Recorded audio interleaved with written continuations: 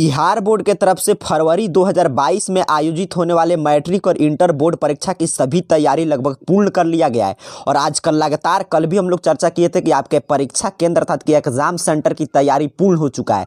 आज भी आपके परीक्षा केंद्र पे कैसे आपको बैठाया जाएगा, ये जानकारी काफ़ी महत्वपूर्ण है कि परीक्षा केंद्र पर आप जाएंगे तो वहाँ पे आपको कौन कौन सा व्यवस्था मिलेगा। बिहार बोर्ड आपको परीक्षा केंद्र पर एक बेंच पर कितने परीक्षार्थियों को बैठाएगा, अर्थात कि पूरा एग्जाम सेंटर में किस रूप में बैठकर आपको एग्जाम देना है, इसके बारे में पूरी तैयारी हो चुका है। और उसके बारे में आज नोटिफिकेशन आया है। उसी नोटिफिकेशन को बिल्कुल विस्तार से समझेंगे, काफी महत्वपूर्ण नोटिफिकेशन है।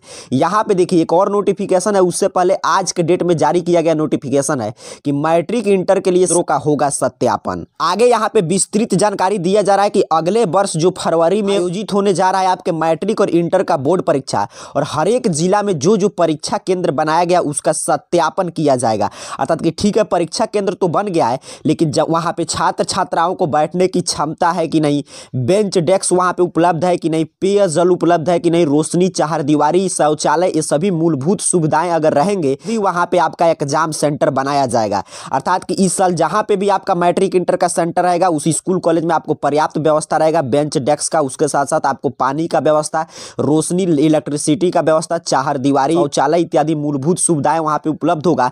उसी को बिहार बोर्ड इस साल सेंटर बनाएगा।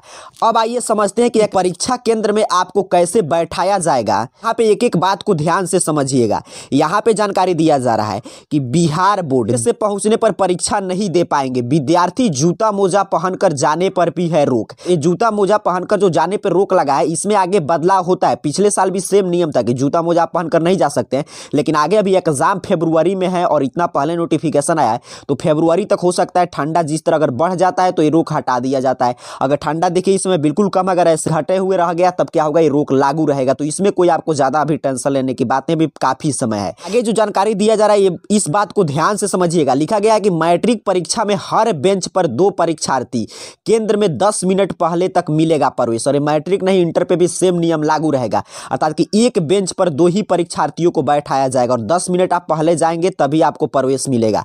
आगे विस्तृत जानकारी दिया गया है कि मैट्रिक की परीक्षा में इस बार एक बेंच पर 2 ही परीक्षार्थी बैठेंगे। कोरोना संक्रमण के बचाव के लिए एक बेंच से दूसरे के बीच भी दूरी पर्याप्त रखी जाएगी। परीक्षा आयोजन के लिए किसी केंद्र पर यदि बेंच डेस्क की कमी होती है तो संबंधित प्रखंड के शिक्षा पदाधिकारी इसकी व्यवस्था करेंगे। अन्य विद्यालयों से भी बेंच डेस्क मंगवाई जाएगी। केंद्र पर परीक्षार्थी को प्रवेश परीक्षा शुरू होने से 10 मिनट पहले मिलेगा। अर्थात कि यहाँ पे क्या जानकारी दिया जा रहा है कि एक बेंच पर यहाँ पे एक परीक्षार्थी बैठेंगे अंदर और एक यहाँ पे 2 ही, और जो दूसरा बेंच लगेगा तो इसके बीच में पर्याप्त दूरी रखा जाएगा। क्योंकि आप देख रहे हैं कोरोना का दूसरा वेरिएंट आया है ओमिक्रॉन, उसका भी खतरा मंडरा रहा है। इसी को देखते हुए बिहार बोर्ड इस रूप में व्यवस्था किया है ताकि उस समय अगर कोविड-19 का मामला बढ़ भी जाता है तभी परीक्षा को स्थगित नहीं करना चाहिए। बीच में पर्याप्त सोशल डिस्टेंसिंग की व्यवस्था किया जा रहा है। और आगे जानकारी दिया गया है कि 10 मिनट पहले आपको परीक्षा केंद्र पर प्रवेश करना होगा। जैसे कि मान लीजिए आपका प्रथम सीटिंग में परीक्षा है तो 9:30 से परीक्षा शुरू होगा, तो उससे 10 मिनट पहले अर्थात कि 9:20 बजे आपको प्रवेश कर जाना है।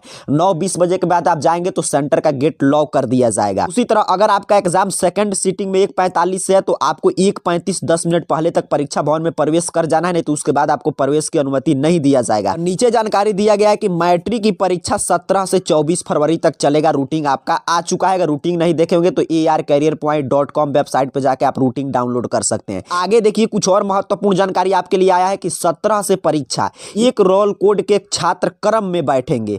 हर 25 परीक्षार्थियों पर एक वीक्षक की होगी तैनाती।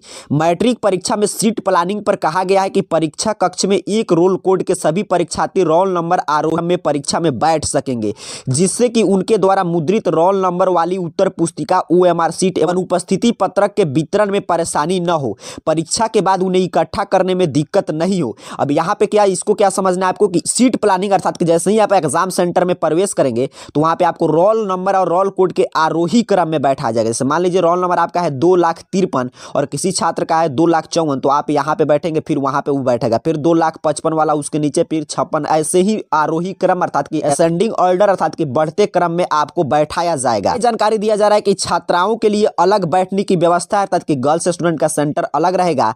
प्रत्येक 25 परीक्षार्थी पर एक वीक्षक के अनुपात में वीक्षक की प्रतिनियुक्ति की जाएगी। अर्थात कि हर एक 25, जैसे मान लीजिए एक क्लासरूम में 50 स्टूडेंट का परीक्षा हो रहा है तो उसमें 2 वीक्षक रहेंगे आपके निगरानी के लिए। आगे लिखा भी गया गया है कि परीक्षा हॉल में 2 वीक्षक रहेंगे। इसके लिए महाविद्यालय, +2 विद्यालय एवं माध्यमिक स्कूल के साथ साथ प्राथमिक एवं मध्य विद्यालय के शिक्षकों को भी वीक्षक प्रतिनियुक्त किया जाएगा।